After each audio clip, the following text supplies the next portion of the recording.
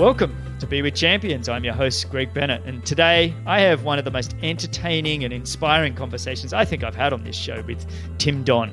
Tim is just such a colourful and energetic storyteller, and boy, does he have some great stories. He describes in detail the pain that he suffered wearing the halo that he had to wear after breaking his neck 3 days before the Kona Ironman World Championships in 2017.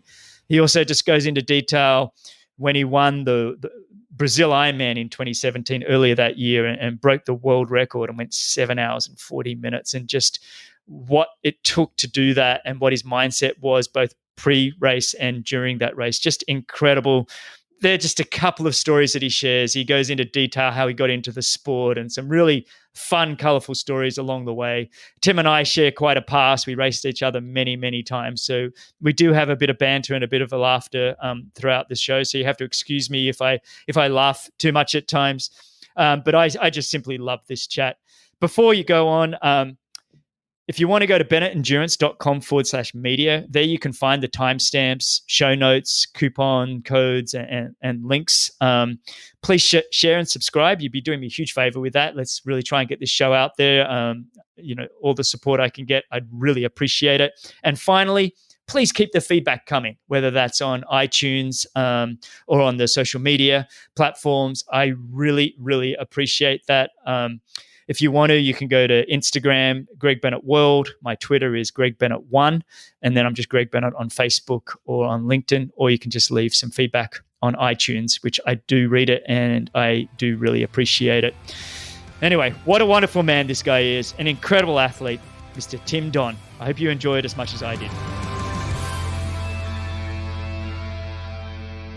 Before we start, I've got to give a quick shout out to the brands that make this show possible. The only brands I'm working with are brands that provide products that I use daily and truly believe in. These products support my immunity, they help improve my recovery and my focus. First up, my friends at Athletic Greens. I love this company and I love their all-in-one daily drink. It's become a part of my morning routine. I'm heavily focused on supporting my immunity and boosting my energy and helping my gut health, but I want to do it naturally. And I found that support with Athletic Greens, a whole food sourced green drink that tastes great and there's no hassle. It's delivered straight to your door. And it's a highly absorbable powder that takes seconds to mix with water, so there's no clumpiness to deal with. I can't believe a green drink sourced from whole foods can actually taste so good. Personally, I truly love it. It's developed from a complex blend of 75 vitamins and minerals. It's packed with adaptogens for recovery, probiotics and digestive enzymes for gut health, and vitamin C and zinc citrate for immune support. So Athletic Greens is designed to help fill the nutritional gaps in your diet. And there's a great offer going on now for you to give it a try. Simply go to athleticgreens.com/Greg to claim our special offer of 20 free daily travel packets with your first order. $79 added value. And get Athletic Greens delivered straight to your door. Again, that's athleticgreens.com/Greg. This show is also brought to you by my friends at HyperIce. Some of these products I've been using for almost a decade. Makers of the award-winning HyperVolt, the world's most powerful percussion massage device featuring Quiet Glide technology. HyperIce is a wellness tech company that makes devices designed to help you move better.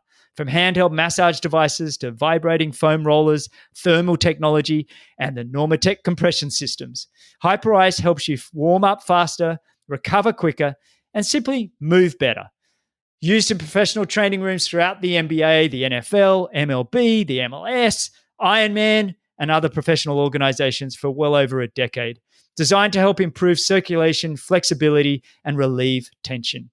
Get $50 off all percussion devices now, no code needed, and get an additional 10% off with code GREG10 at hyperice.com. That's hyperice.com, HYPERICE.com, and use code GREG10 for 10% off. All right, where do I start with this introduction? This man has been a fierce competitor, a peer, and a friend of mine for almost 20 years. He has an unbelievable resume of performances, which includes 4 World Championship titles, 3 Olympic Games, and a world record in the Ironman of 7 hours, 40 minutes, and 23 seconds. But this is only a part of this man's journey. 3 days prior to the 2017 Kona Ironman World Championships, where he was a heavy favorite, he was struck by a car and broke his vertebrae in his neck. his process in dealing with this incredible setback and his journey back to the top of the world is truly one of the most inspiring stories I think you'll ever hear. And I'm delighted to just have on the show one of my favorite people on the planet, a great personality in the endurance sporting world. Welcome, and thanks for joining me on Be With Champions. Tim Don, how are you, mate? Very well, thanks, Greg. Lovely to chat to you. It's been a long time, so yeah, it's always good to have a catch up. I know, mate. I retired the sport in 2016. We were all happy in Boulder training, and you're there, and we're all kind of doing our thing. 2017, you go off, have the most amazing year from one extreme to the other, where you go to Brazil and you do, like I just said in the introduction, that incredible Ironman of 7 hours, 40 minutes, 23 seconds. You then back it up with a third at the 70.3 Worlds, and then you decide to go break your neck. And mate, it's been an incredible last few years. And I think the last time I saw you was probably 2016. I might have seen you briefly at some point during 2017, but mate, a lot's happened. Yeah, it was definitely, 2017 was definitely a year of two halves. It was, the big build up, in the winter in Boulder. I had some good races leading up to Brazil was the main goal. And then obviously later in the year, it was Kona. I decided to, not focus on World 70.3s at all, but because it was in America, Chattanooga, it was, it was easy to fly to Atlanta and drive up. And then obviously, my last easy ride before the race. Things didn't go that well. I remember coming to, touching my collarbone, going, "Yes, it's not broken. I can still race." Oh man! So you were when you came to, you actually kind of felt kind of semi-normal, did you? You were able to consciously think about your collarbone. I remember. I remember before the crash, I remember a white truck pulling in front of me and I skidded and I just put on my race tyres. And I remember thinking, I'm going to get a flat spot. And they're really hard to get on, these blooming race tyres. That was what was going. Then it was about half an hour later I came round, and I know I'm going to regret saying this, especially on with yourself, is I've never broken a collarbone, touch wood. And I thought, oh no, is this the time? And I was thinking, I'm going to race. The next thing I remember is waking up in the ambulance. So I was in and out. I was actually lucky because there was apparently there was an Australian age grouper just behind me on the road, and he was a doctor. So he was like, apparently, do not move him, do not touch him. He saw the head on, the fact my bike had collapsed head on, and I'd kind of like rolled into the car with my neck, my chin on my chest. He said, no, don't move him. So I was very lucky, and I was very fortunate. And I don't think luck's the right word. Fortunate that there was someone who knew what they were doing. Mate, you're a glass half full kind of guy, aren't you? Talking about how fortunate you were that the guy didn't move you after getting smashed by a car. When you were before that happened, were you feeling like pretty good about the race in itself? I mean, you've been preparing for world titles and Olympic Games and everything for half your life. Did this one feel like it was a special one, or how did you feel going into it? I learned over the years through, I've had a long career, but I haven't done Ironman that long. And I learned a lot in Brazil, and, that the preparation is key. And I'd had fantastic preparation on paper. The numbers were where they needed to do. I could ride at 4.2 watts all day in a very aerodynamic position with having time to run a quality run. My swimming was going great. I was working with Julie Dibbins and Matt Bottrell. But yourself, when you didn't you qualify for Kona at high V, or was it World 70.3s? Yeah, I got through a back door. It's an animal, man. Ironman's an animal. So, I always think it's arrogant to go to an Ironman thinking and expecting you're going to win. I believed I could fight for a podium, and, the fact that the World 70.3 is genuinely unprepared. I got third, and I was like the first of the Ironman, with obviously Javi winning again and Ben Canute stepping up, one of the first big 70.3, wins. And I was the first of the Ironman guys. I had the confidence and I was relaxed and calm, but you never know. There's such a brutal race, let alone any Ironman, let alone Kona. But I'd have liked to have thought I would have been in with the mix.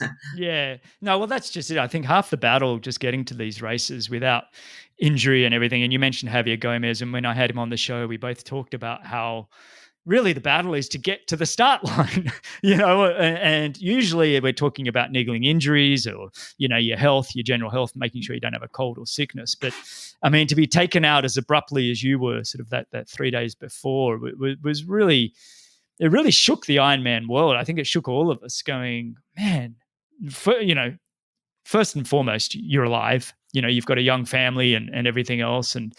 But then what came next was really what was unique and very, very inspiring and special was you were flown back to the US, back to Boulder, I think, was it? That's right. Yeah. To Denver. Yeah. Boulder. Yeah. Back home. Yeah. Now there was a decision to be made, right? So the decision was what? Take us through that.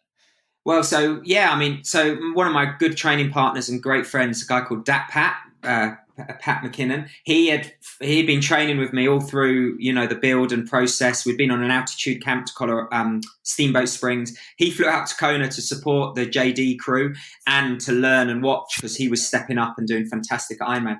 He flew home the day before the race with me, so he missed everything and he looked after me like a real champ. The only reason I could fly was because that we had an appointment with a specialist. We landed in Denver. We went straight to Boulder Community Hospital and we saw Dr. Valesco, who is, I think, one of 5 neurosurgeons for spinal and brain in the country. So he's he hasn't got the greatest bedside manner, if I'm honest. He's very to the point, but damn, he knows his stuff. I've dealt with him before. In 2014, my daughter got ill and we used him. Well, we didn't use him. We got a second opinion from him. Yes. And he literally said, he came in and he said, you got three options, but you've only got one. You can either have a Aspen collar, which is like a neck collar.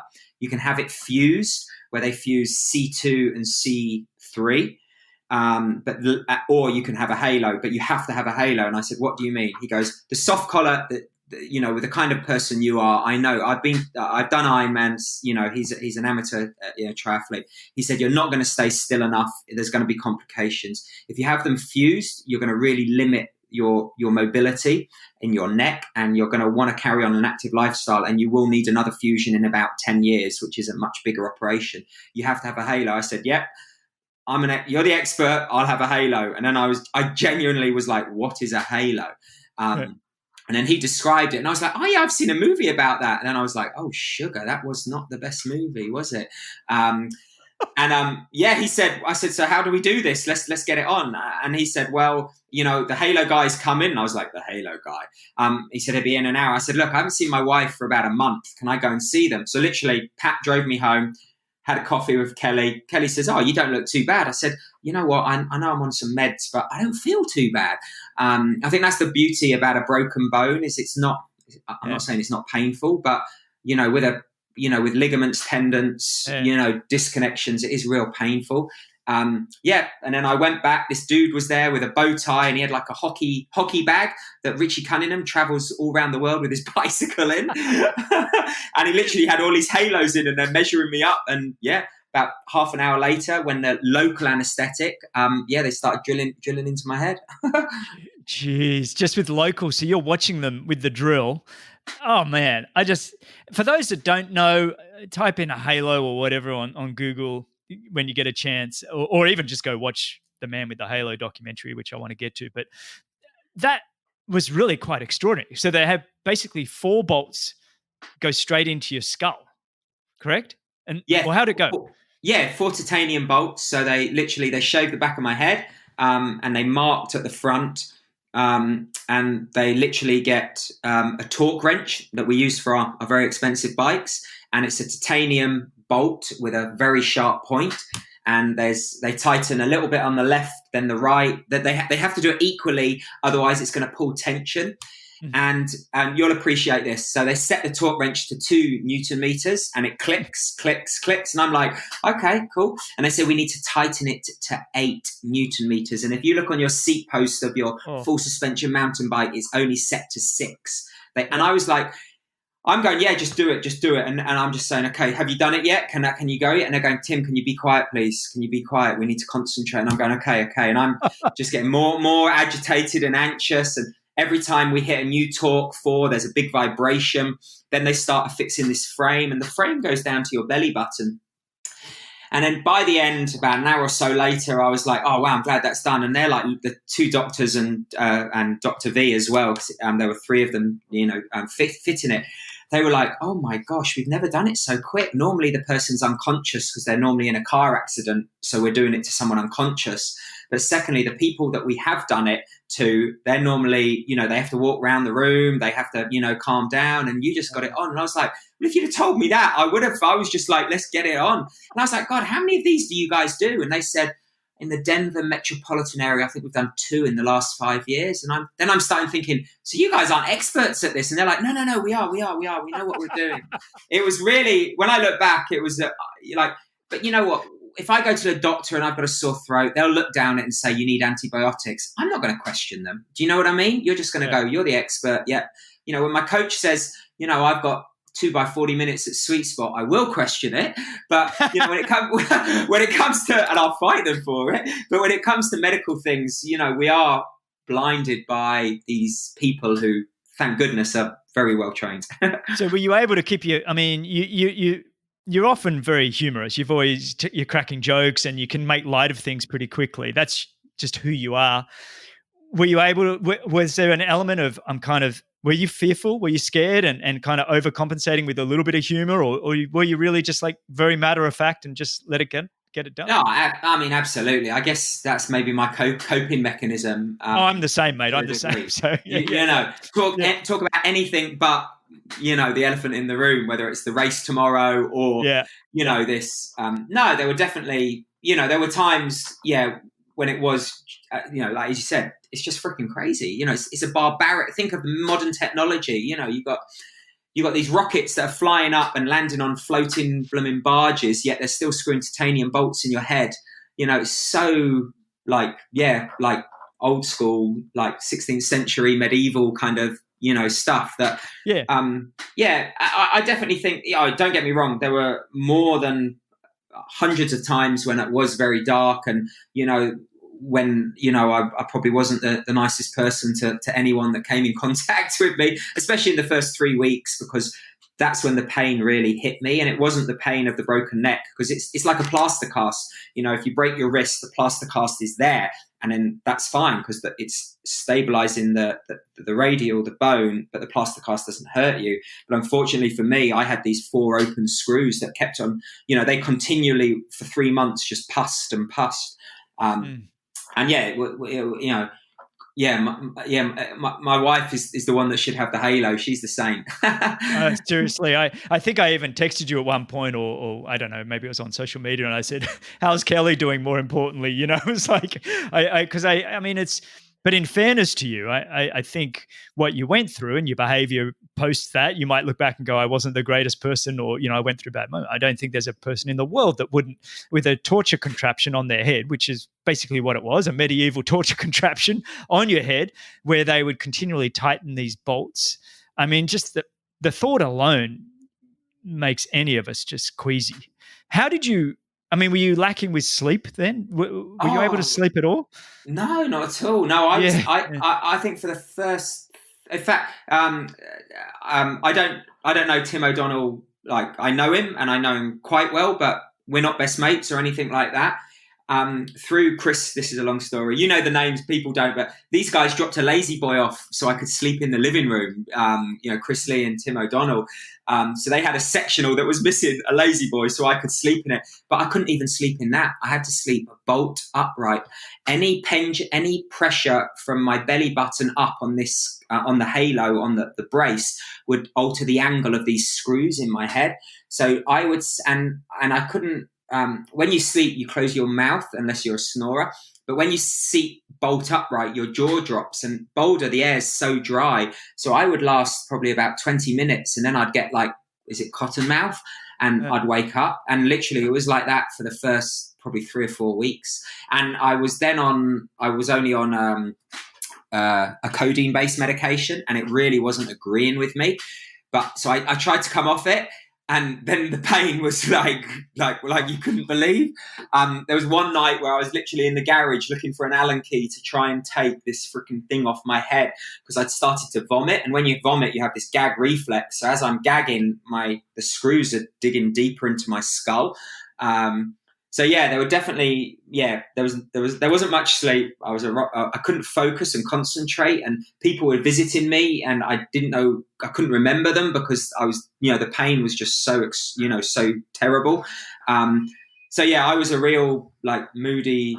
I was real moody and miserable. Mate, I'm lost for words. I'm still visualizing you in the garage, dry heaving with these bolts in your head, trying to find an Allen key. With Kelly going, no. Oh, mate, I can really feel the pain now. You describe it very well, and it's awful, mate. But then one of your sponsors On Running shoes, they come up with an idea, and tell me if this is how it went. But basically, to document your recovery. I mean, were you quick to say, I'm going to get back to Ironman, or was this like, okay, I'm done? What was that process like of firstly coming to terms with what has happened and then going, okay, I want to go all the way back to Ironman? I mean, was that you planting that seed or somebody else? And then tell me about also then how the documentary came about. Yeah, I think look, you retired when you retired, and it was kind of on your terms, if that's fair to say. Do you know what I mean? Yeah. And I was the same. I haven't retired yet. I'm still stupid. I'm still blooming racing, or not this year. But you want to retire on your terms, and I didn't want to retire from someone else's carelessness of their driving that would put me out. So I always wanted to get back to racing.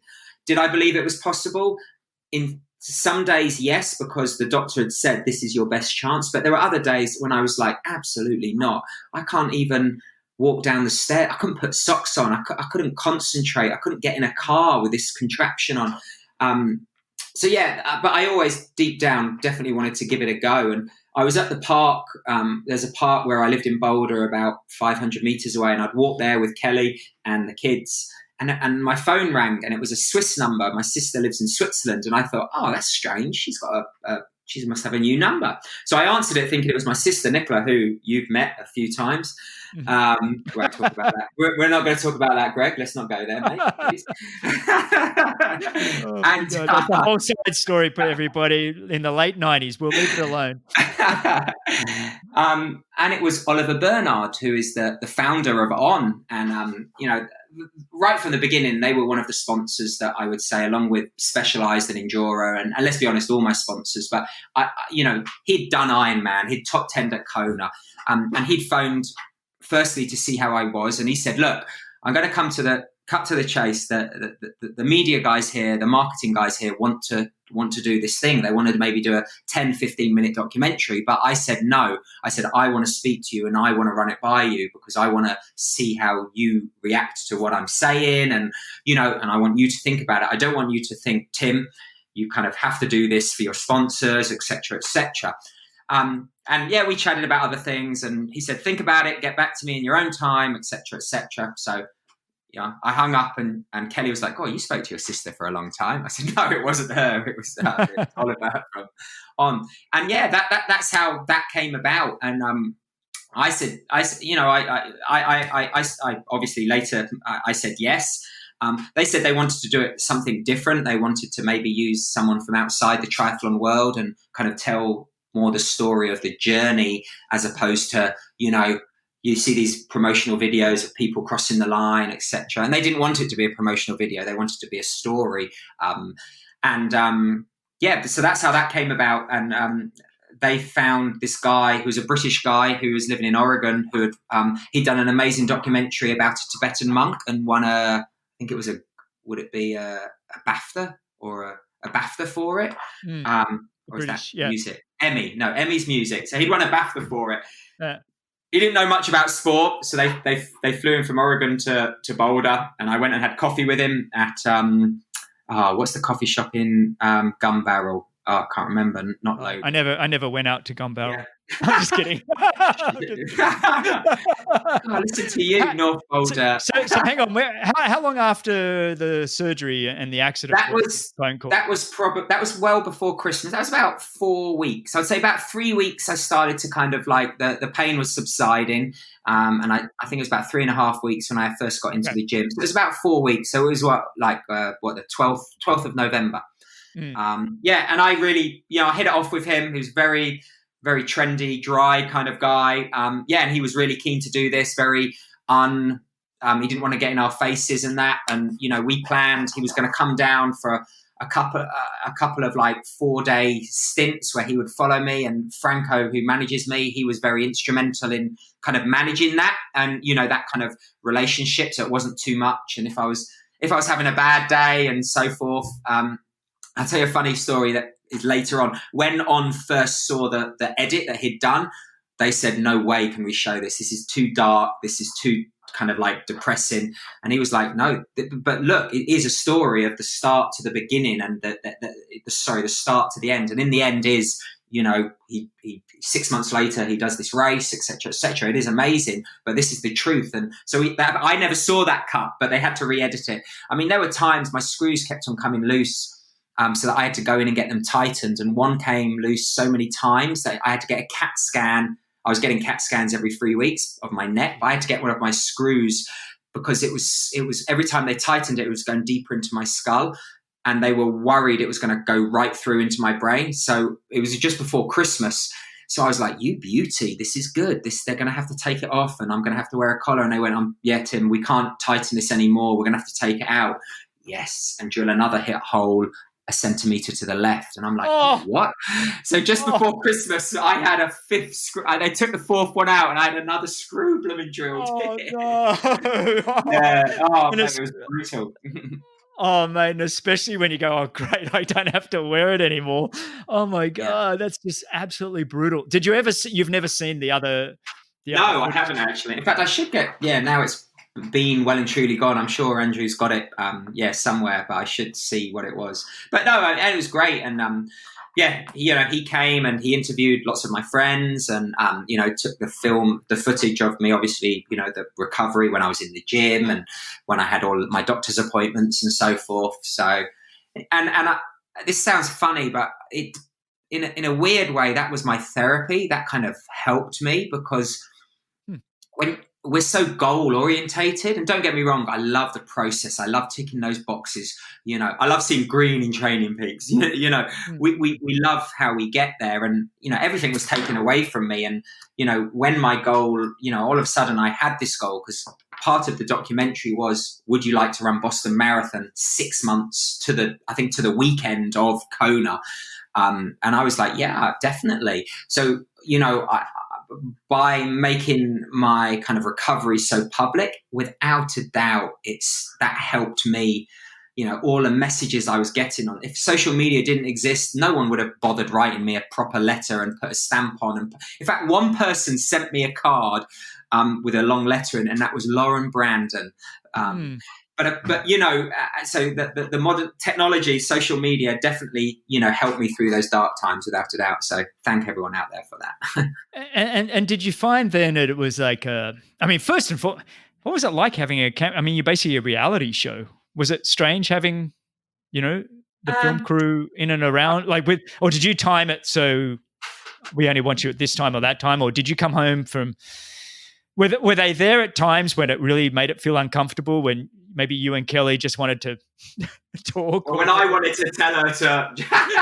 No, absolutely. No, there were definitely times when it was uncomfortable for Andrew, but it was uncomfortable, but he was there. He was there, but he wasn't there, if that makes sense. In fact, he was there for my 40th birthday because in January, it's like... what was it, 8 days after I had the halo off, had a very emotional 40th birthday party, and he did loads of filming around that. But I think it was just too emotional that none of it made the cut that everyone saw. You don't get those days back again. Absolutely. Yeah, he was there. I think, let's be honest, like the Kardashians, they're always on the best behaviour, unless it's Keanu West, whatever he's called. Now you can Kardashian. Mate. But, don't tell me that's true to life. Come on, $1 billion or not.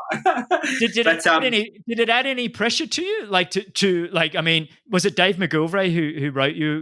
The race director for Boston Marathon. Did he write you, or whose idea was it to do Boston Marathon?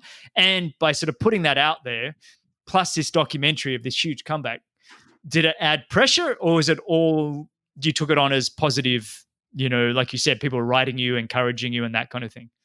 I think initially it was definitely, there was no pressure. It was just a case of kind of getting round. And, when you're sitting there, going back to sport, when you sat there with your coach and you got, a 4-year build to an Olympic Games, or you got a 2-year build to Kona, which is what I had in 2017.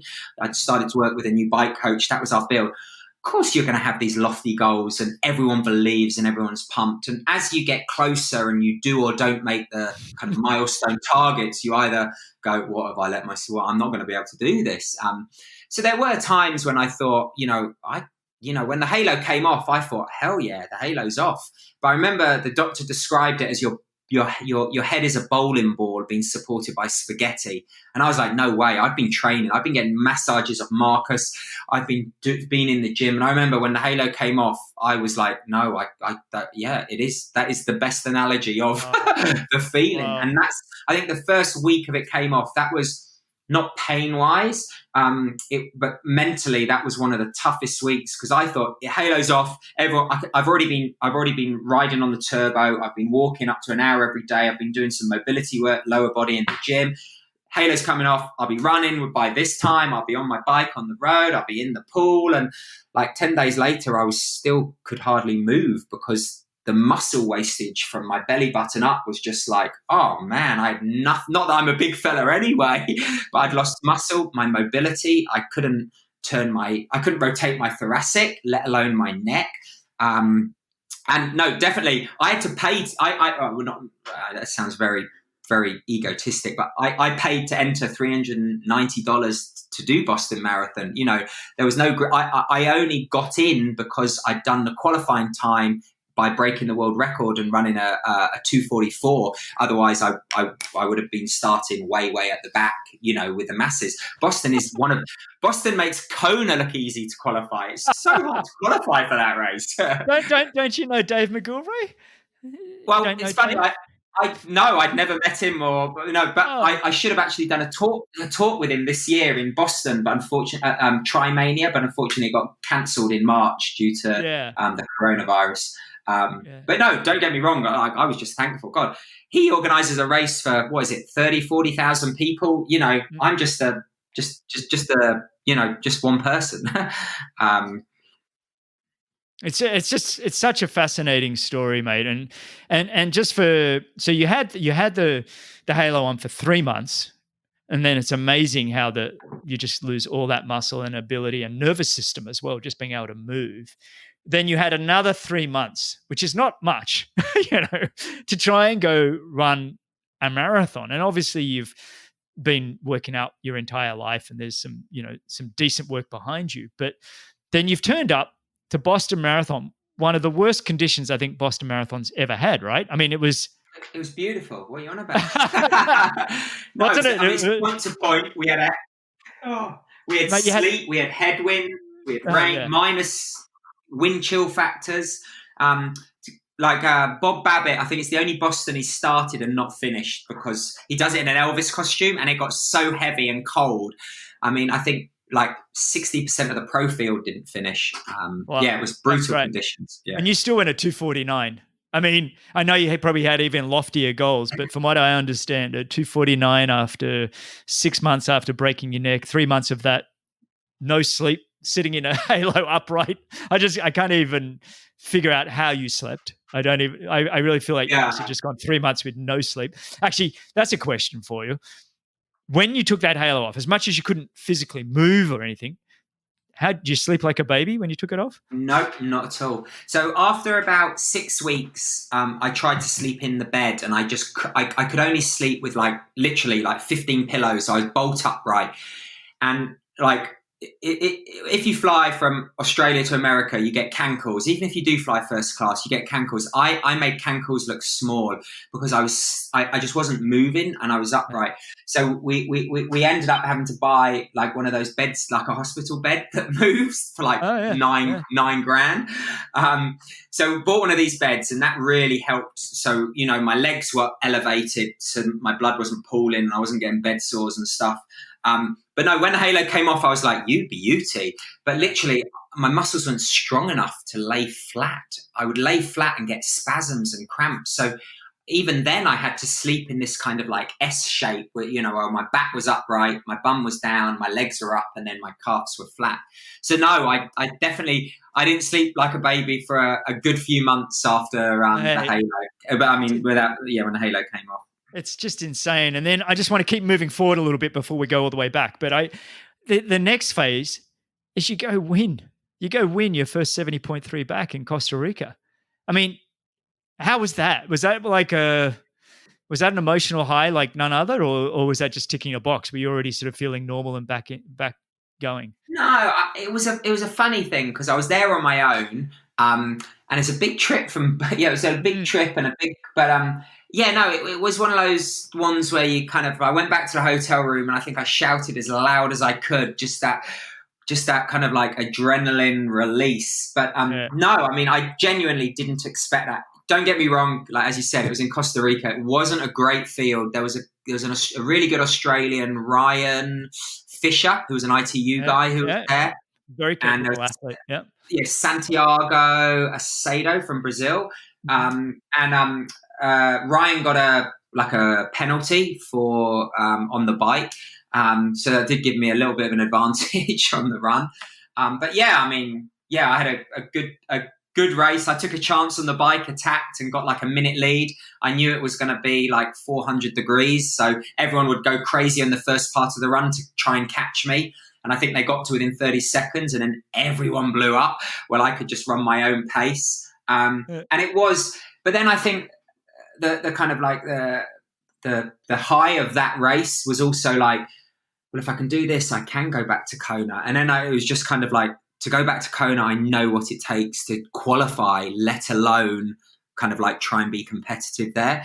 And that's when it was like, oh, sugar, now the pressure's really on for me to, running 2:49. I ran quicker than that in an Ironman. Jan runs that on a Monday, after blooming, I don't know, like tapas and sangria.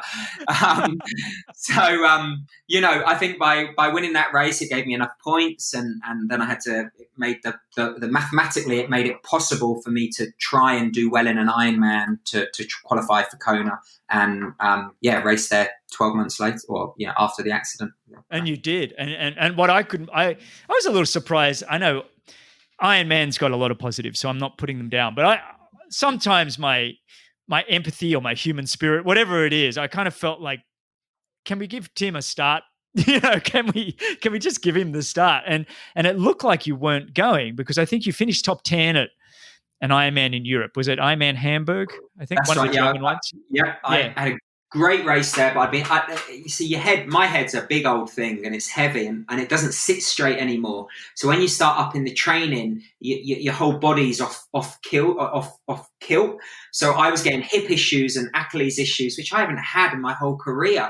And I think the last 3 weeks I'd hardly run leading up to Hamburg, and I came off the bike in a great position, top 3 with a big lead over everyone else. And I basically ran, 12, 15K and jogged, managed the rest. So I needed to get top 6 to qualify, and I didn't. So I didn't get the points. Unfortunately. But then it rolled down. So, I mean. Well, no, then 2 weeks later, I went to Copenhagen Ironman to try and do it, because at that stage, Ironman offered me a slot. And I said, if you'd have offered it me last year, I would have accepted it. But I've tried to do something. No way am I going to blooming accept it. You should have done it back then, you cheeky monkeys. So I said, no, I'm okay. I'm going to try and qualify. So I went to Copenhagen, came out to swim, had a great swim, swam like 44 minutes with Jasper Svensson. We got off on the bike, and he raced he raced Hamburg, and he crashed right at the end, and he was biking with me. I was like, it's not a strong field. The two of us can bike away from everyone. 10K into the race, he falls off, his tire rolls, and he goes, nope, I'm out. So I rode 138K on my own, and then I got caught by like 8 people, and I was not fit enough to do that. I came off the bike with all these guys, and basically I ran to a point of exhaustion, and again, on the bike, I'd stopped and been for a number 2 because I'd got my nutrition wrong. But when they caught me, I was like, no way. And I didn't finish the race. I think I ran like 28K and I said, no way. And I hadn't qualified. I genuinely had not qualified. And I was like, yep, fair enough. I said, I'm getting in good shape to my wife. Maybe I can do some races later in the year. But right now I want to come home, see you guys and just chill. And it was 2 days later, I got up. I didn't feel too bad. I got up to go swimming. As you do, you check your social media, have a coffee, and I checked my emails. And I got an email from Heather, who's the Ironman Pro Liaison Officer, whatever that is. And apparently the guy I was ranked 51st in the world, and the guy, or in the ranking, and the guy who was ranked one ahead of me had decided not to go to Kona, so they'd offered it to me. And at that stage, I was like, oh yeah, I guess I have earned it. But in my mind, I'd already made plans to go to Cozumel, do the 70.3, kind of start the build for 2019. But my wife said, you'd be crazy not to go. It's so hard to get there. You never know what's going to happen. So yeah, I did eventually qualify with a roll down slot, albeit, yeah.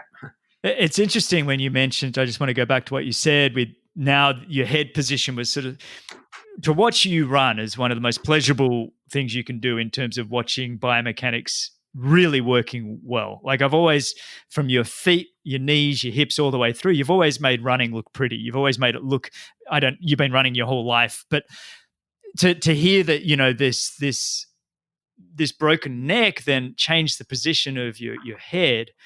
Have you been able to since then sort of realign and start to feel normal, or have you been struggling with niggles since? I don't know whether, because I'm 42 now, or I use my neck as an excuse because I'm a young kind of guy. But no, I get into a groove, and I can last about 8 weeks of quality running and, see some form of myself, but then I know I have to manage it. So I'm definitely, we're never the athlete we were. We always want to be, that sweetest session that you can remember you did, whether it was in Jindabyne or Switzerland or France, that day when you hit those times, we always dream of that. Yeah, that ain't happening anymore. No, mate. And it only gets worse once you actually, when you retire. And I look back now. I often laugh with Laura, and I go, these days I'm busy sort of hitting the gym and just trying to put muscle on and kind of approaching sport in a different way. And but I look back occasionally, I'll go for a 5K run, just a little 5K run, nothing. Mate, I am so exhausted when I get home. And I say to Laura, I just can't believe that we used to treat a 10K run as a loosen the legs recovery session. You know what I mean? It was like I'm just doing some homework for this video. I watched some of your Specialized Bikes did these 48 hours with Tim Don. One, I think he did one in 2011 and one in 2014. And just these huge volumes of training that you put together and these amazing times. And after you retire, you look back and you go, wow. It's like, seriously, I look back and just it blows your mind of what you were capable of when you were an athlete. So enjoy it, because in a few years after you retire, and on that, I do want to go back a little bit. And like I said to you, I've done a bit of homework for this, and it brought back so many great memories for me. You've won 4 world titles, the junior world title. I remember that clearly. And this was back in 98 Lausanne World Championships. And for the pro men, we'd raced on the Friday night, so we got to watch all the races over the weekend. And I remember watching a young Bryce Quirk from Australia, and he had, and this is the time when juniors did the Olympic distance. There was no, sprint or anything else. This is when juniors were men, and you guys were running the 10K off the bike, and Bryce Quirk, he must have had a reasonable lead, I think, a minute or two, and he's giving us this like hang 10 signal as he ran past, I've got this, guys. Yep, no problem. And then all of a sudden we're there sort of 15 minutes later, and there comes along this young British kid that none of us have seen, cleared the field by 30 or 40 seconds, I think. And then, Bryce Quirk came in second. But it was probably the first time I ever saw you race. And I think it was mainly because I watched this very confident, and I give Bryce a hard time every time I speak to him about this, how you haven't won until you've won. But that was the first time that I saw you on the world stage, where you showed this enormous promise as a 20-year-old winning, or under 20, well, we're 19, 20, winning the World Junior Championships. But take me back and tell me about, when did you sort of first find your passion for endurance sports? And was it always triathlon, or did you start with something else? No, I mean, I started with swimming, believe it or not. Yeah, I remember, when I was 7, swimming before school and having jam sandwiches in the car, and yeah, I always loved the outdoors. I'd always had a mountain bike and would bomb around. And when I went from junior school to secondary school, so it was that high school, so I was kind of like 12, 13. Then you do like school against school cross countries, and I wasn't the best, but I was running well. And one of the coaches, well, not coaches, the PE teacher, Flossie, he was called, Mr. Patterson was his proper name, but we called him Flossie. He had these big eyebrows, and we all wanted a football to play with at lunchtime from the PE department. So I'd always the one that had to go and ask him, and he'd go, "Little Timmy Don, are you going to run for me? Are you going to run for me?" And I'd say, yeah, just give us a football. And he'd grab my arm and like dig it in, like, oh, it's so painful. Probably can't do that anymore. Just give us a football. Just give us a football, Flossie. That's all the boys want. And yeah, no, I just loved running. And when I look back, I was so lucky. Sorry, it's not that I was born at the right place at the right time, but I loved running. So I joined my local running club, and then it was called Hounslow Athletic Club. Now it's called Hounslow, Windsor, Slough and Eton. And there was a guy a year younger than me called Sam Hockian, who became one of my best friends, and a guy a year older than me called Ben Whitby, who again, became one of my best friends. And on a Tuesday and Thursday evening, they'd ride past the end of my road, and I'd be on literally a 20-pound racer that I used to do my paper round on. And we'd ride there, we'd do our run session, we'd stop at the newsagents on the way home, spend £1 on penny sweets. So we'd get 100 sweets, as opposed to now you get like 10 sweets. And then, we'd do that. And we'd do a long run. And then Sam went to my school, and Ben transferred schools to come to our school. So we would run a lot. So I always used to joke, they were better than me, Sam and Ben. And I used to joke I was the 3rd best runner in my school, but I was the 4th best runner in my county, because there was another guy who ended up joining my run group. And I think it was my 2nd or 3rd year, who was a lot younger than us, but damn, he was quick. And his name was Mo Farah. Get out. So wow. Twice a week, I would be running with Sam, Ben, who were better than Mo, and this young guy, Mo. And that's where I started. And then as I got older, I realised I was definitely not as good as these guys. I mean, Sam went on to medal at the European Junior 5,000 metres. Ben went to the Commonwealth Games for half marathon. And obviously Mo went on to do what Mo Farah did. He was pretty good. To do everything. In fact, there's I think in Mo's, I don't keep in contact with Mo at all anymore. He knows, if we bumped into each other, we'd have a good chat down memory lane. But there's a big picture of me in his book, but it's about a race, because there was a marathon guy there called Richard Narurka, who organises amazing races at the moment in Ethiopia. He organises the Addis Ababa Marathon, and he does a lot of work for charity, and he's a missionary over there. He's a medical doctor, but I think he's a 2:10 marathon runner, and he lived in the same area. So I would go to the track to do my track sessions, and I would literally have Daniel Coleman, Paul Turgat, Craig Mottram was training there, Sonia O'Sullivan. Who else was there? There was about 8 Kenyan athletes based there, because their manager was a guy called Kim McDonald, KIM International, which is now, is it Fast Pace, which is Ricky Sues took over. He was his protege. And basically, the reason that the Kenyans would come to Europe on a university visa for the local university, which wasn't a big one, called St. Mary's University. So I was just immersed into this endurance culture. I would swim in the morning, and as I drove through Bushy Park, I would literally see 15 Kenyans running in pack formation, and it was just, that was my passion, running growing up. I truly wanted to be a runner, but I wasn't good enough, and I didn't particularly want to get a job. So I got when I was at school, I got a job as a lifeguard, and I joined the local triathlon club, which Spencer Smith was a member of. As I say, it's like it's like that 10,000 hours. I was in the right place at the right time. There was a guy a year younger than me who was even more serious about triathlon than me, called Stuart Hayes, and he had a younger brother who was 10 times more talented than all of us, called Dan Hayes. We were trained at the same triathlon club. His coach was Bill Smith, who coached Spencer Smith at the time.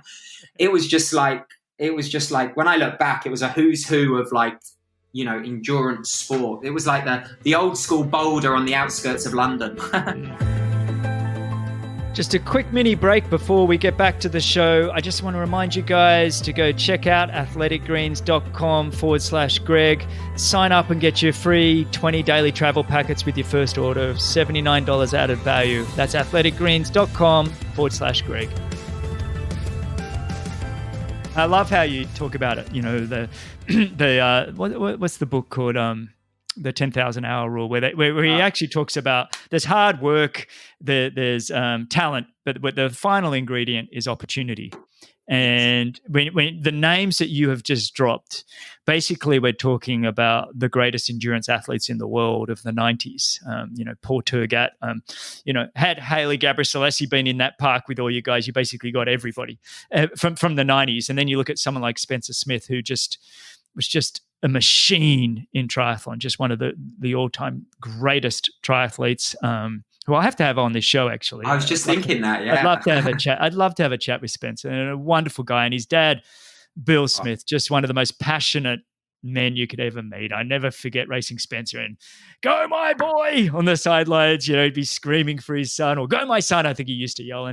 But just a very passionate guy. So you just surrounded, you were totally immersed into the endurance culture. But at what point, you say you weren't a runner standard compared to the names that you've just dropped, but at what point did you say, actually, I have some strength in this triathlon business, and you started triathlon? And at what point did you go, hang on, I'm actually reasonably good at this?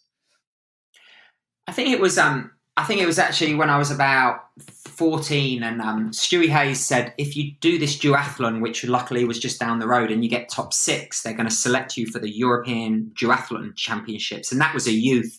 So I think it was 3K run, 15K bike, then 1500. And I was like, my mum said, yep, she'll pay for the entry, and she'll drive me there. I didn't have toe clips, so I did the whole race in my running shoes with those old rat traps. And I finished 6th, and Stuart Hayes finished 7th. Probably the biggest regret of his young career. And literally, there was this guy called Mick English, who was our team manager, and he had love tattooed on one hand knuckles and hate on the other. And he was from Derby, and he came up to me with Steve True and says, "Yeah, you're all right. We want you to come to Vuokatti in Finland to the European Champs." And I was like, "Yeah, I'll come." And they said, "Well, you got to pay for it." And I was like, "Okay, let me talk to my mum." And my mum said, I think she was flustered. My dad wasn't there, which was probably a godsend. He would have said no. Yeah, my mum said yes. So that was when I got my first international cap. I went to the duathlon, and it snowed in the race. I think the senior men then did a 14K run, 60K non-drafting, and then a 7K run. And I literally, they all got frostbite. I did the second run with my helmet on because I couldn't get it off. And I finished 4th. I finished 4th in Europe. I was like, this is amazing. But I was also the 3rd British athlete. So I was still only 4th in Europe, but I was only 3rd in Great Britain. And this is early season. So that year, I think it was 92 or 93. I then went to do all the local triathlons, which all the juniors did. There was no talent, no fun, no talent ID, no funding. You just race. That was your talent ID. You put your number on and you just give it some.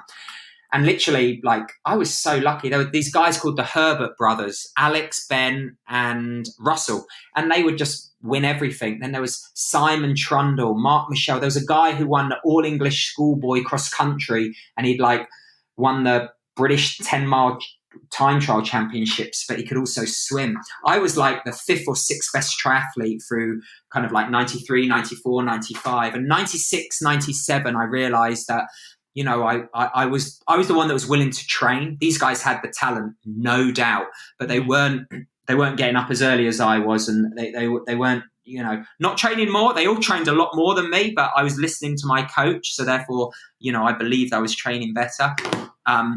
And yeah, I think it was 97. I realized that, maybe something could happen. I love that story. For me, it's fairly similar. I never won a race throughout high school. I never won a running race, nothing. But the guys I was running against were coming top 3 or 4. They were winning the national schoolboy championships, but then they were also finishing top 4 or 5 in the open championships. And so I never got a chance to win. And I've said it, excuse me for people who listen to this podcast a few times. It's like, I never learned how to win because I just always felt like I was there and loved it. I was passionate and wanted to be a part of it, but I didn't know how to win. It took me a long, long time to almost get that confidence and figure out the process of winning. But for you, the story's a little different because you say 97, you realize you had some strength and ability in the sport. A year later, you're winning the World Junior Championships. What was that like? I mean, that was an Olympic distance race. It wasn't a sprint race. So my point in mentioning that for people who don't understand is I think the sprint distance has a lot more just raw talent. Whereas when you start to get to the Olympic distance, there's a real training process that has to have taken place to gain the strength that you need, especially as a junior. So take me through that first major win at championship. But even going back before then, in 1995, I was 17, racing a non-drafting Olympic distance in the under-20s World Champs. I finished 69th. Chris Hill won in Cancun and Craig Walton was second. I think I was like 9 minutes behind them. I definitely had not learned to win the easy way, let me tell you that. No, I love that. I love that. I've got the results right in front of me, actually, now that you mentioned, there you are, 69th. I think I was 69th. You were 69th and you were 12 minutes behind Chris Hill, actually. Damn. The older I get, the closer I finish. I mean, like, look, I think they probably, they would have destroyed me on the swim and the bike. I was just a scrawny 17-year-old kid. I did the duathlon the week before. I think I was 25th there, so a little bit better. But I think for me, it started, it was the winter of 1997, 98.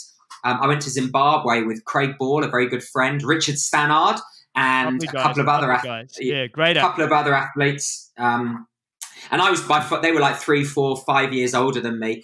And I was training with these guys. They were racing French Grand Prix. They were doing all the small races in France, making money. They had sponsors and stuff. And I think they opened my eyes to training professionally, following my coach's advice. And I remember I was training as well, if not a little bit better than them. And I remember them saying to me, Tim, you're training too hard. You can't be going this hard, this fast, this early. And I said, I'm doing what my coach says. And they kept on using this analogy of like, Tim, you got to plant the potatoes. You got to look after them. And you don't eat the French fries till the summer, till the season. And they kept on saying, Tim's eating his French fries. He's going to have a terrible year. I was like, I don't know. I'm just doing what I'm told. And we all flew back to Europe after this big altitude camp of like 4 months. And it was the first race was the British University Champs. I wasn't at university, but there was an open race. And I remember racing it and I wiped the floor with them. And they were like, holy shit, They were like, oh, wow. Like you were really ready. And like Craig Ball raced for Sartreville in France. I couldn't get a start in French Grand Prix. As you said, you didn't know who I was. Yeah, no one knew who I was. But he let me go over there. So I trained with them. And I met these two lovely guys called Tim Bentley and Andrew Noble. Good Australians. Yes. Yeah. And they were kicking ass in Europe. More duathletes, but they were well, from the St. George Formula One, the Tui's Blue, they were amazing athletes, and they took me under their wing. We moved to Alpe d'Huez for 8 weeks with Craig, and like literally we trained the house down, and that's what gave me the confidence to believe in myself, was to believe in my training. And to this day, I always look back the day before, 2 days before, I always look back at my training and take confidence from the sessions I've done, and how I've built up to that I've got the foundation. And I did a race in Germany called the Schleswig Triathlon, which back then was a non-drafting race, a swim, hilly bike, but you finish with like a 5K proper alpine pass. And Bryce was there with Levi. I don't think Courtney was. And we did this press conference before, and they invited me because I'd been racing well in Europe that year. And I was like, look, I'm hoping to get round this course is crazy. And these guys were like, yes, this is a stepping stone to becoming junior world champion. And I looked at Stuart going, oh my God, these Aussies are so professional. They're so good. And they'd just landed. And there was a guy called Christoph Mausch and Eric van der Linden. And they took off on that last climb like mountain goats, especially Eric van der Linden. And I was like, do you know what?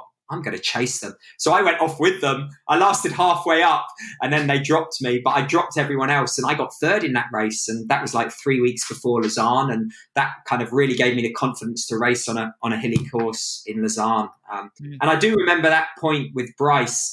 I was running, I think, just behind Bryce with Stu, Courtney and Levi. And I remember there was Miles Stewart, probably Chris McCormack, and yourself and all the Aussies there, contingent, shouting. Obviously, I had Lessing, who didn't cheer for anyone, as we know. So he wasn't there. AJ was, of course. But Lessing definitely wasn't cheering for me.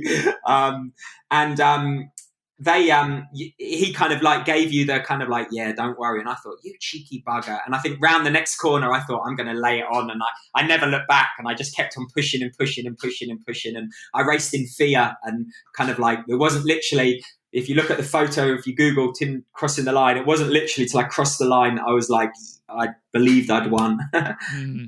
And at that point, was it like, okay, I know I can have a true professional career here? Was that like a real stamp of, okay, this is what I'm going to do? I think there was no turning back for me in my mind.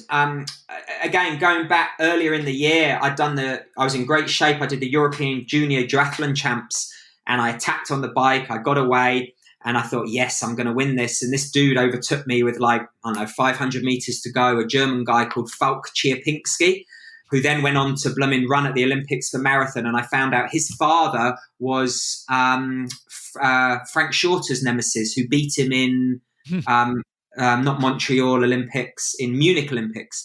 So, I got beaten into second and I went to the European Duathlon Champs again. I was really up for it. The juniors don't race that much, but I knew I was in great shape. My bike got stolen like the evening before the race. So I had to borrow on a borrowed bike. The brakes were the wrong way round. Left was rear, all this. Yeah. And I got second. So for me, it was more, I've proved to myself that, even though I got second, don't get me wrong, looking back, they're not bad results, second in Europe, but I really wanted to win. And I think that really gave me the confidence and the stepping stone to be the athlete I am, the person I am.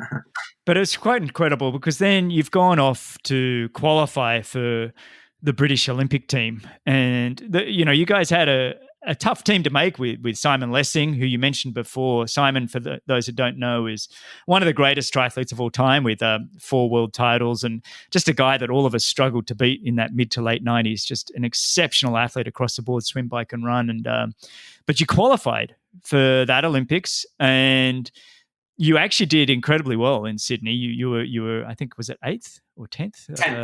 10th. What did that qualifying for that? Tell me about that first Olympics for you and qualifying, and just, was that something you'd always dreamed of, to be an Olympian and all these kinds of things, or was it just kind of like, okay, tick another box? No, I think, when I was younger and as an athlete, I always dreamed of going to the Olympics, but alas, my sport wasn't an Olympic sport. So I dreamed of being world champion and going to Kona. And it was actually Lausanne is where the IOC are based. And in 1998, the year I won Junior Worlds, that's when they announced that it was going to be an Olympic sport 2 years later. And I was like, yeah, I think Mark Jenkins, Richard Allen, there are a few other guys, Craig Ball, that were in the shout for that kind of third spot. But I was kind of very much an outside chance, but I kept on training. So, but the selection policy is quite funny. This is how dominant Simon Lessing was. Our selection policy is that the top ranked athlete in the world ranking was pre-selected, and the other two had to do a couple of selection races, which they announced, early 2000. But AJ was a good athlete in 98, 90. I think he was the European champion in 98. But Simon Lessing, I say that in all due respect, was a better athlete. But damn, AJ improved, and all of a sudden he's ranked ahead of Simon Lessing. Simon Lessing has to do these tiny selection races, And because of the way that we have to qualify 3 people, I had no world ranking because I was still a junior. The other guys had good world rankings, Mark Jenkins, Rich Allen, but not good enough to get that 3rd spot. So Simon had to do some racing, and then they changed the policy to the top 2 ranked athlete just so Simon could be pre-selected. That's my opinion. I'm sure the selectors will say it was for a different reason. I did the 2 selection races. I won the first one, and the European champs, AJ won, of course, and Lessing didn't race, of course. And I was 5th, and I had to get like top 8 to guarantee it. And because I'd won the other one, I got selected. Yeah, that like Sydney Olympics, hands down, the best race. I mean, like the women raced the day before. McKeely, she got a silver medal.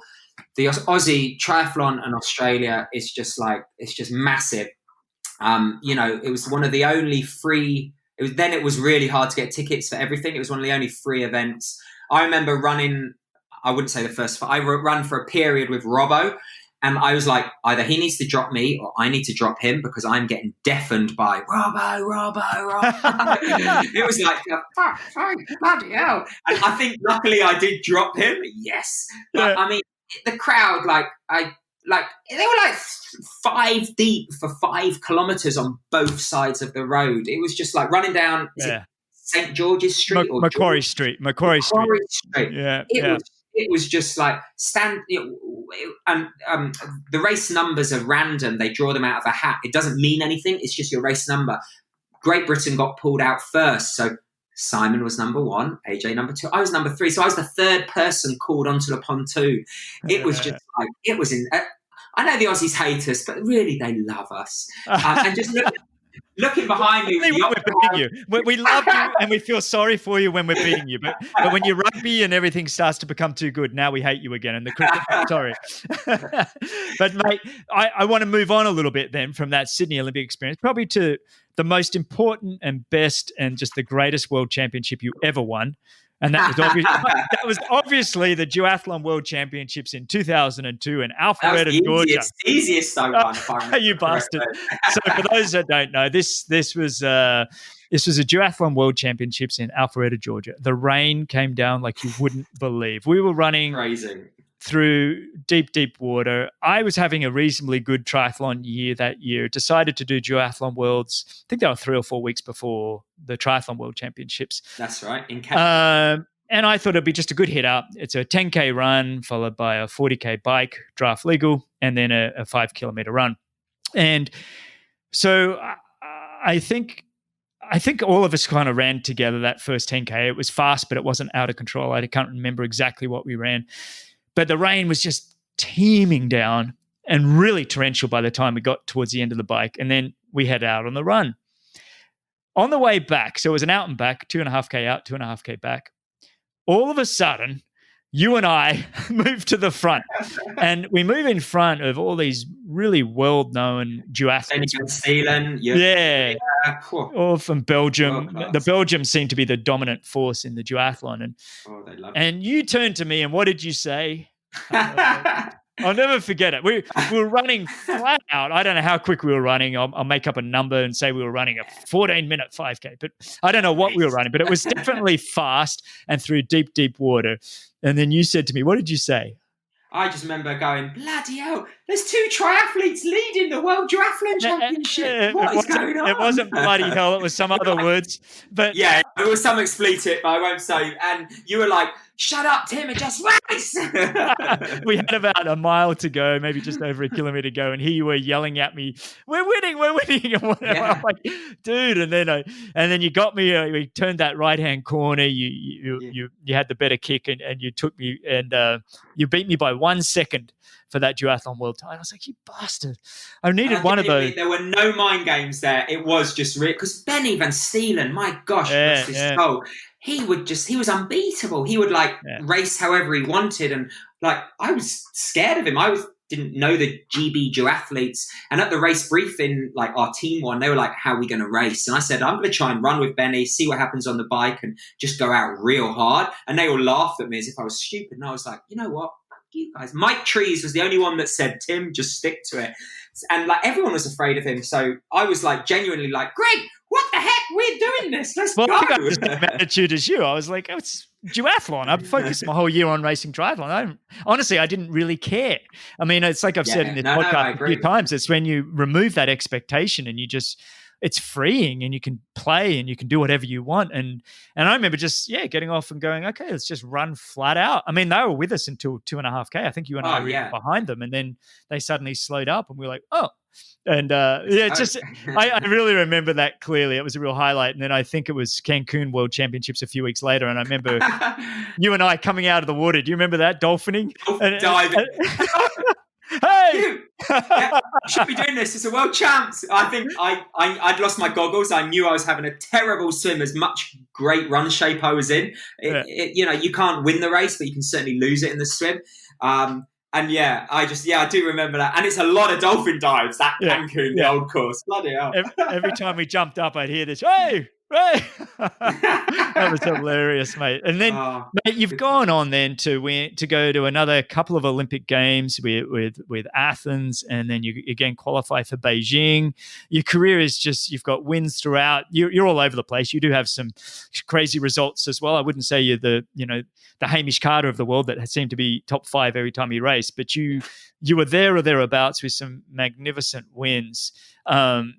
Athens, Beijing. Now, going into 2012, was a hometown Olympics something that you wanted? I mean, now, for those that don't know, you had Alistair Brownlee and Jonathan Brownlee, probably two of the greatest triathletes we've ever seen in the world, come onto the British stage and makes that team a pretty tough team to get on. Was that still a focus for you? Absolutely. I think when the Olympics happened in 2012, I was still ranked top 10 in the world ITU ranking. So, 2010, a silver medal at the World Sprint Champs, Johnny won.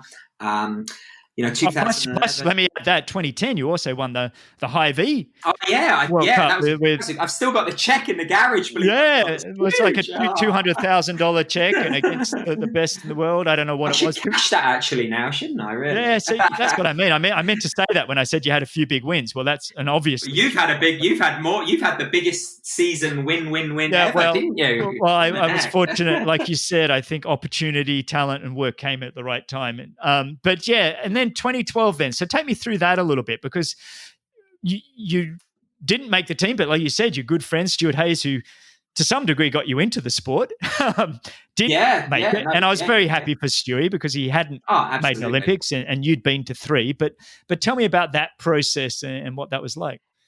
I think by then, when I say it was very professional, I don't mean sponsorship and prize money and appearance fees and commitments in terms of what we had to do for the federations. And outside of the Olympic Games, Great Britain was one of the most successful countries ever. I think we may have won more ITU World Champs than any other nation, maybe not, but we weren't crossing the line and winning medals at the Olympic stage. And that's what our funding, and it was there was a couple of £1 million budget for the 4 years. So unfortunately, they said, home Olympics, we really need to, we really need to try and, transfer these world titles, European titles and consistency into an Olympic Games medal. I was ranked top 10 in the world. I think Sydney ITU 2012, I think I got top 10. I think I got 8th or 6th in San Diego. So I was there or thereabouts. Johnny would beat me, Al would beat me when they would race, but I was, top 10 in the world. Any other country, they would have selected me. Unfortunately, I didn't always make the lead group, but I was strong on the bike, so I would drag people up. And basically the federation decided I was too much of a risk dragging people up. So they decided to select a domestique, and I said, no, that's not for me. How can, Javier Gomez, he can't have a domestique. Yeah, Alistair and Jonathan can. Simon Whitfield, he can't have a domestique, but, these guys can. So I said no. So it was Madrid World Cup, which I didn't actually finish. That's when, because Will Clark and Stuart Hayes were racing for Jonathan in the Olympic selection race, while I was racing outright to make it. So unfortunately, they selected a domestique, Stewie Hayes. Did he impact the race? Absolutely not. Would they have still got first and third? Absolutely. I think the women was more gutting because Helen Jenkins had 2 domestiques. And I do think you miss kind of like you miss some younger talent, or that X factor. What if 2 years? I was still doing well. So yeah, it was a bittersweet thing, and ultimately that's what really made me turn to 70.3 and moving to America early 2013, and eventually racing Ironman. Yeah, but yeah, I mean, it's an interesting discussion, isn't it? It's an interesting discussion, the domestics and you can kind of have some, I don't know if empathy is the right word, but for these sports directors that are basically, like you said, working with these multi-million-dollar funding and told, we need medals, make it happen. And literally. and so then they've got this, this golden ticket with Alistair and Jonathan Brownlee, these brothers that have just, stormed onto the world stage. And it's basically, don't screw it up. It's like, yes, and unfortunately, you're the one that, pays the price for that kind of a mindset. And look, you're not the first one to miss out on Olympic teams, for people that are deserved and this kind of thing. And, both Laura and myself had those, I was number 2 in the world in 2000 Olympics. Laura had finished 2nd at the World Championships the year before, and then 3rd at the World Championships, and still missed the Olympics in 2004. There's this, it happens a lot. There's a lot of these conversations. Absolutely. Yeah. And I agree with you. I think Alistair was always going to win. I think, I think the way he handled that pressure and everything is one of the great sporting moments that we had in triathlon. I think the ability to handle that kind of pressure and still perform, still run that, whatever he ran, a 29:06 or something with doing most of the work on the bike.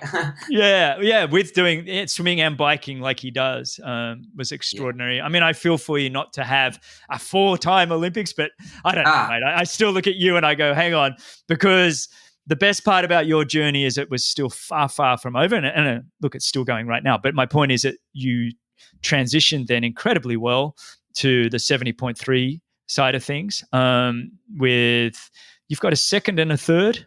Is that what you have at 70.3 was? 2 thirds. Excuse me. Yes, 3rd behind Jan and Javier, and then 3rd behind Javier and Ben Canoe. Yeah. That's correct. That's right. And you've won boatloads of 70.3s, correct? Yeah. I don't know how many, but yeah, I've won a few. Yeah, that's a lot when you don't know how many.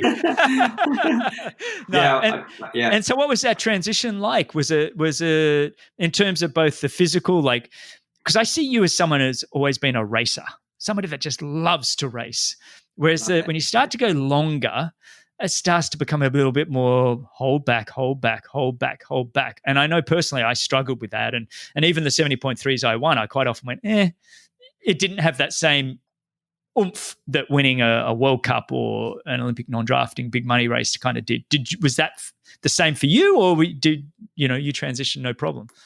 No, absolutely. I mean, I took my 2-year-old daughter and my wife. We moved to Boulder. I'd been there once in 2002, and I took Kelly there for a week at the end of 2012 just to make sure she was happy. We moved there. We emigrated, had a work visa. It was a big risk. Started to work with Judy Dibbons. That first year, I mean, I always say 70.3 training, not Ironman. So it's very simple. It's not easier. It's simple because there's not as much of variability in your training, and if you miss a couple of seconds here or there on your goal times, you're in the ballpark. So it's good enough. And yes, exactly what you were saying. I really struggled with slowing down. With holding consistent power for 90K rather than that up, down. And that first year I was fighting Julie, with my philosophy and her philosophy. I mean, I remember I would often get dropped on the bike in that first year, or if I came off with them, everyone was expecting me to show some 28-minute 10K form, which, I've shown in the past. And I was running like 120s, and Richie Cunningham, Joe Gambles, these guys, they were schooling me on the run. And it did take the whole of 2013 and that winter to kind of start focusing on my position, on nutrition, but also just kind of slowing down, and fast isn't always better. I remember doing those miles on Monarch off the bike, running 5-minute flat and finishing, the last couple sub 5. but I was still running 120s, off the bike. That first year really.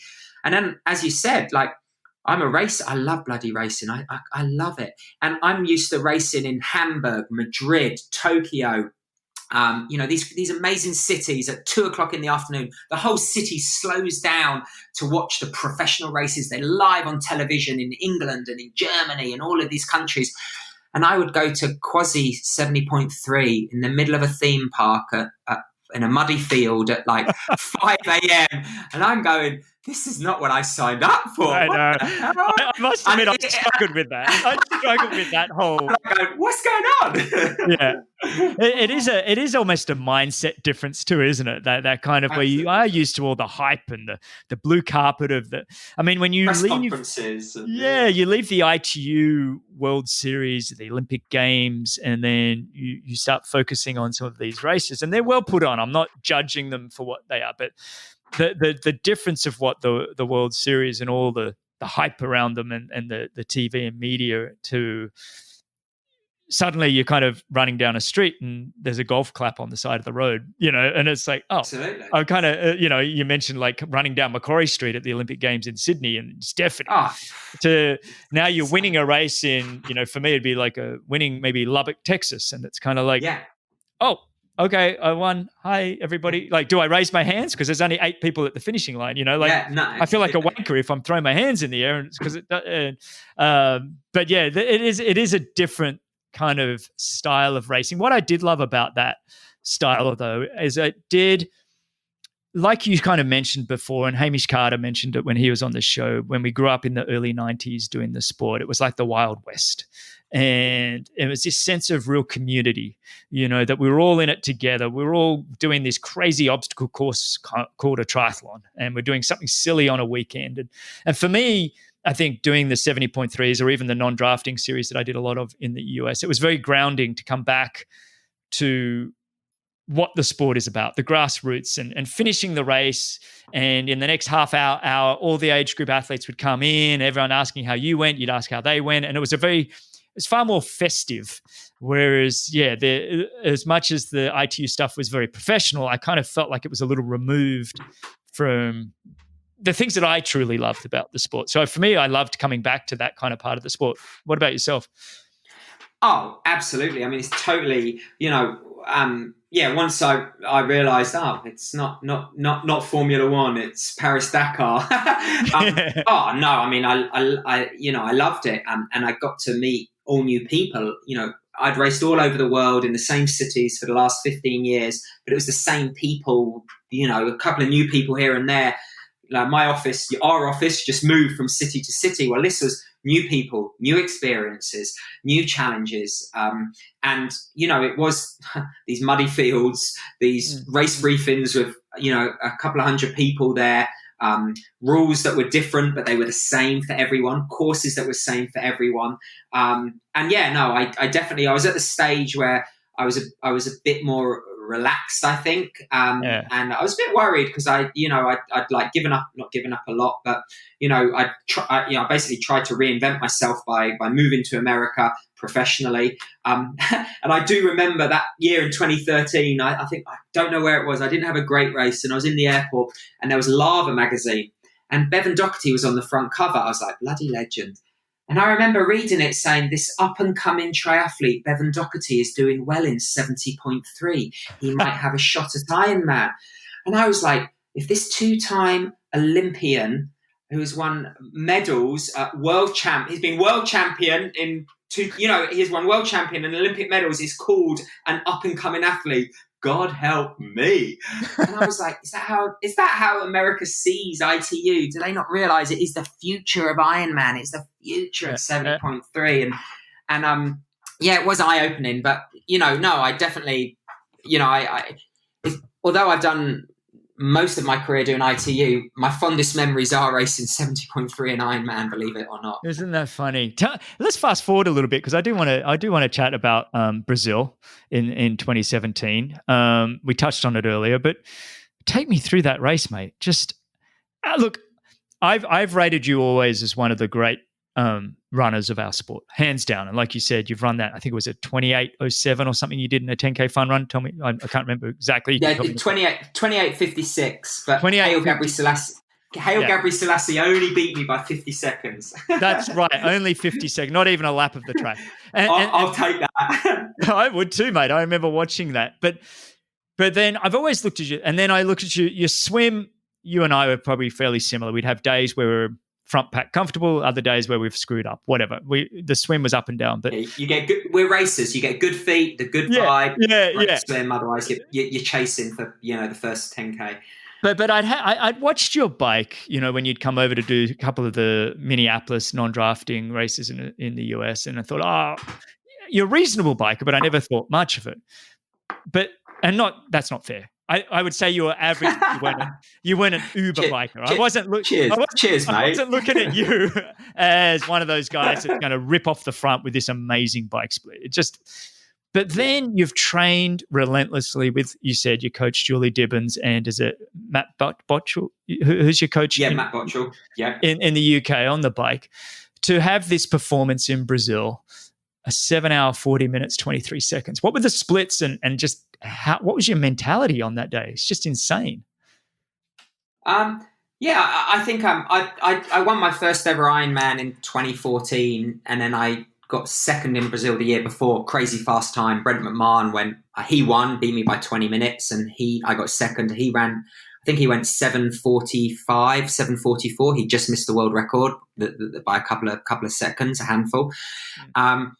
So we knew the course was fast. I raced for a Brazilian team. I love racing. I'd raced a lot in Brazil. One of my, going back to Craig Ball, who again was very instrumental in my early career in '98 when I lived with him in France.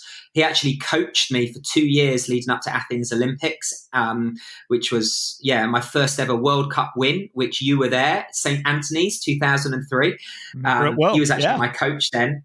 Yeah. And he then left the sport, very successful businessman, but he wanted to get fit again because he put on 20 kilograms, realized he can do triathlon, got into time trialing, and he said, Tim, this guy is amazing. You need to do a Skype with this guy, and you need him to coach you on your bike. That's what you need. I was like, no way, but since it's you. Anyway, I had the Skype with this guy, Matt Botchell. I was on the Skype for him for about 2 hours, and straight away I knew something clicked. Now I had to persuade Julie to work with another coach. Coaches don't often play nicely with other coaches. Physios don't play nicely with other physios. It takes a very special coach. And Julie did a Skype with him and me and had a think about it. And anyway, the three of us started working together. We changed a lot. And we really worked on my pacing, my position. We also worked on my power profile. There were certain areas I was very good at, but others that I was absolutely terrible at, the steady threshold, sweet spot, things like that. So it took a year and a half, but we worked my bike to the point where he predicted my bike time using various websites and my training, my CDA, my power, my threshold, and he was about a minute and a half off the bike time, which was 4:06 in Brazil. Was he fast or slower?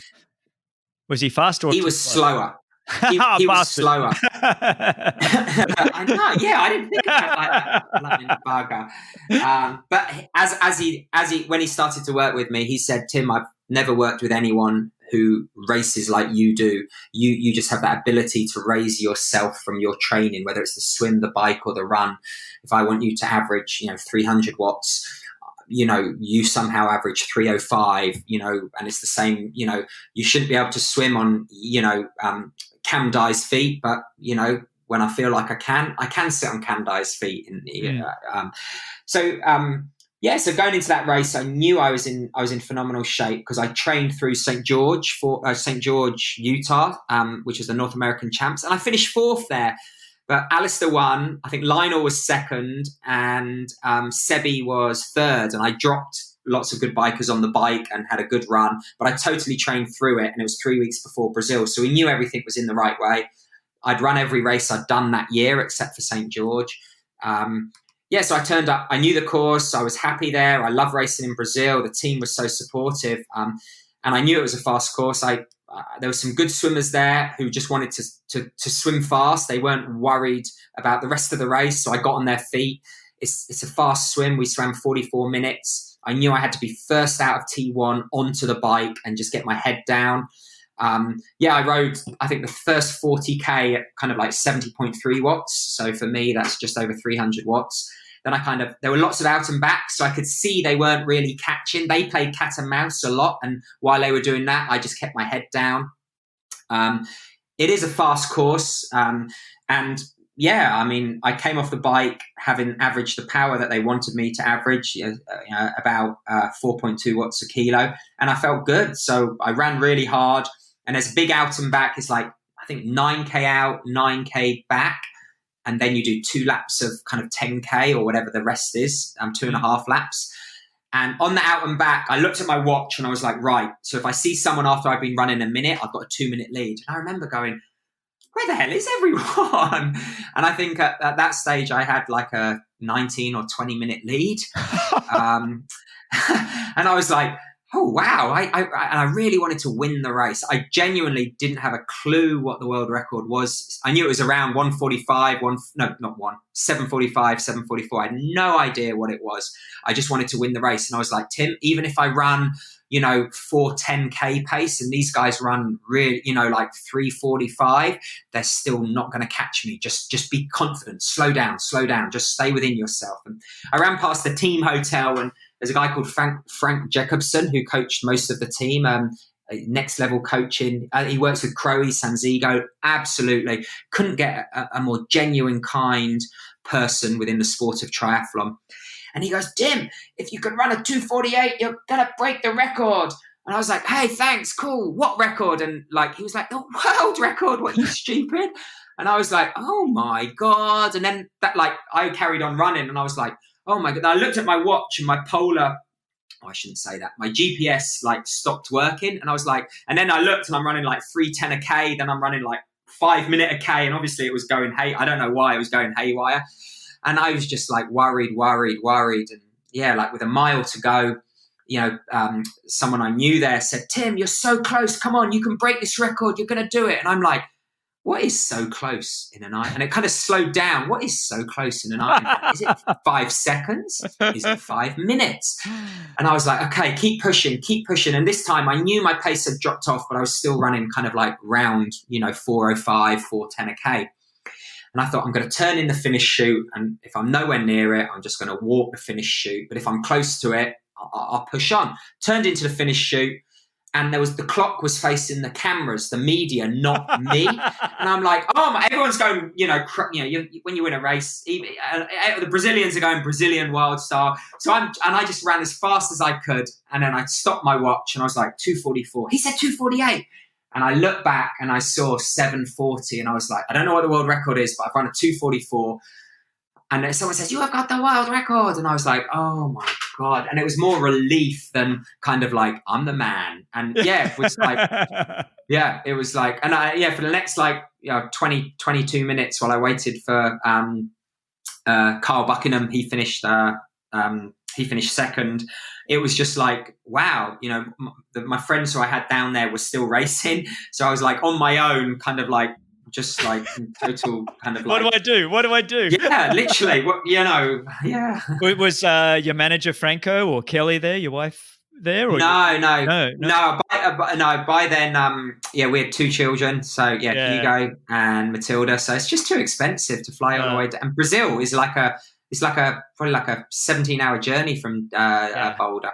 Yeah. Franco was there the year before, but he didn't come that year. I was there on my own. But no, when the team finished and they all had great races, Fabio Cavella, he was, I think he was 8th, and that qualified him for Kona. Obviously, in the old school, I qualified for Kona, so that was the goal of the team, to get as many of us to Kona, and we'd qualified.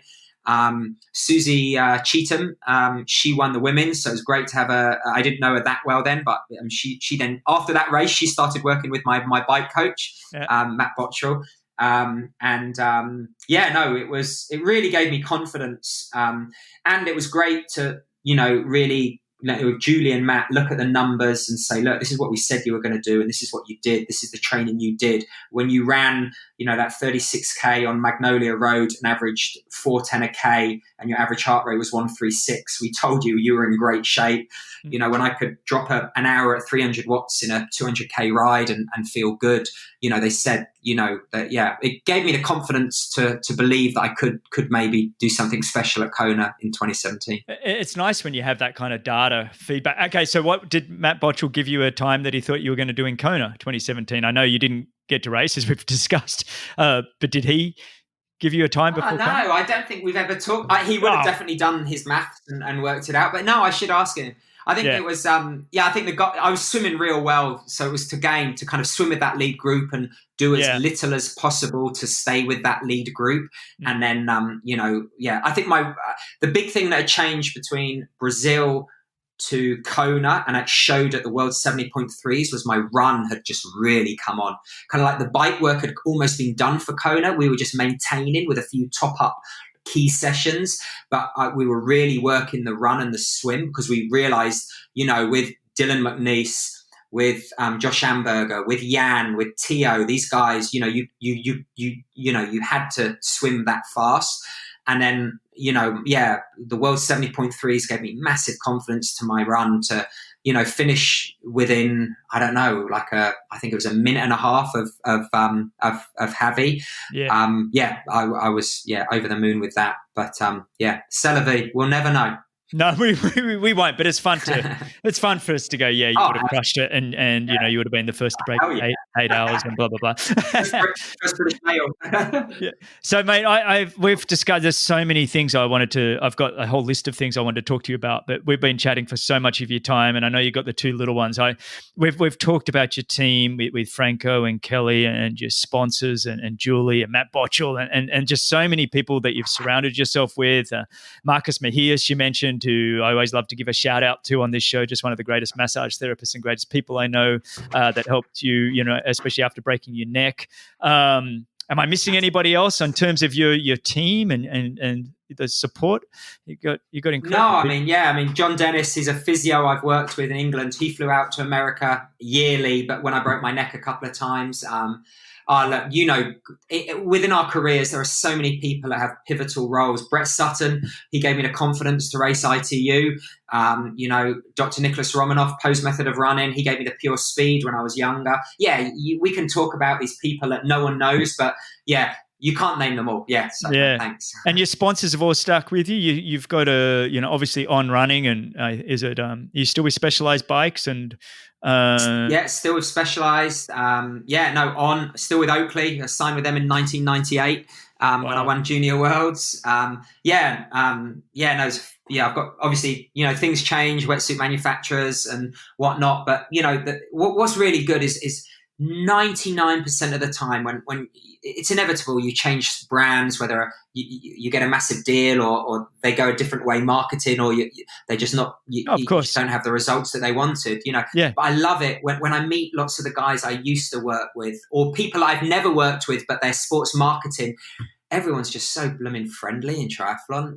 There's a guy called Janos who's the head of Scott Global Marketing, and he has been for as long as I can remember. And I've never ridden Scott. He used to work for BMC. I've never ridden BMC. We always go for a bike ride in Kona. We always have a breakfast. And it's a sport like that. In track and field, you don't get like Mo going out with an Adidas rep or an On rep. It is a community-based sport. And I'm 42 now. It has been and will always be it will be my life, my family's life, triathlon. Look what you're doing now, how you're of course giving us the ability to share these stories. Reconnecting with them. I also see that you're one of the sponsors of my show is Athletic Greens that I'm using every morning too. You paired up with them this year?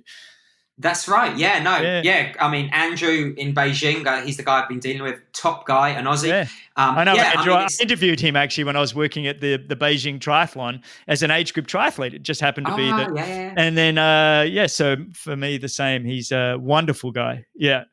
So he got and the product, it's fantastic, isn't it? Yeah, I mean, triathlon stress is enough, but when you got 2 kids in lockdown trying to homeschool, you have a little bit too much gin, a little bit too much red wine. I just need to get the goods. You're only as good as what you put in, and I'm a big believer of athletic screens. It's simple, it's easy, and you know what? It doesn't taste that bad as well. It tastes fantastic. Yeah. Well, mate, I did want to chat to you about. I'm going to have to, the next time we do this. I don't know if you remember, 99, I came and stayed probably a week with you, with Andrew Johns. Every day. Mate, it was your 21st birthday. Every night we went out. I remember going to the Hard Rock Cafe, and I don't know, we all said, I think it was Craig Ball, Andrew Johns, myself, or whoever was there was a whole group of us. And every night was your 25th birthday, and every night you got free drinks or whatever you got. And I'll never forget, actually, that Hard Rock Cafe, leaving going, gosh, that was a 25-pound burger and beer or whatever we had. I'm like, that's 75 Australian dollars. I was like, oh my God, it was so expensive, but that was a fun week. I remember, I don't know when that was in 99. That was awesome. Yeah. I do remember that. I have so many. Yeah, I can't remember. Yeah, I do remember that. That was brilliant. I know I was on you for quite a while to get you onto this, for a chat. And I know. Yeah. A lot of that was just because I did want to just share so many great stories and memories with you. We could go into the details of your nutrition and body work and everything else, but I think we're going to just have to do that on a couch after doing a bike ride with a couple of beers in a year or two, when all this craziness with the COVID stuff is over. But mate, been an absolute pleasure chatting with you. I know we kind of glossed over your 2006 World Championship that you won. We glossed over the 2008 Olympics where, you got sick. There's so many great stories that you have to share, but I think, being that you've got a couple of kids that you need to get to bed, I think I better let you go. How do people follow you or interact with you these days? I can put it in the show notes, but just, is it Tim Don? Social what are you? Distancing, at least 2 meters. Try the Don on Instagram and Try the Don on Twitter, and I think Tim Don Fast Coaching on Facebook. Mostly Instagram these days. That's what the cool kids and the young kids like. So I try my best, but I'm not the best at it. Apparently, I know. And then anybody that truly, the work they did, the man with the halo, look it up. You can find it on your website, timdon.com, but I think it's all over the website, over Google or whatever. The man with the halo. Take some time out to go watch it. It's absolutely phenomenal. I think there's some documentaries that might come out corny or, they don't feel fantastic. But I watched it and it brought a tear to my eye, and I'm not the most emotional guy when it comes to stuff like that. So it really was a fantastically well done documentary. So anybody that wants to look at timestamps or show notes, I'll have them on bennettendurance.com/media. Tim Don, mate, this was absolutely fantastic. I thoroughly enjoyed it. So thanks, buddy. Hey, no, thanks for having me. And always good to chat triathlon, and especially someone who's been around as long as I have. Longer. Longer. I know, mate. It's been a real pleasure. Thanks everybody for listening. Tim, just stay on the line for 1 second and we'll finish up here, buddy. Thanks, mate. Thanks a lot for listening to Be With Champions. If you enjoyed the show, your support would truly be appreciated. You can visit the Be With Champions Patreon page, or you can subscribe with your podcast app of choice. Don't miss the next episode, so subscribe and be notified. For show notes, if you want to know more, please visit bennettendurance.com. I'm Phil Liggett, and on behalf of Greg Bennett, here's to the next time, and I hope you will join Greg again very soon.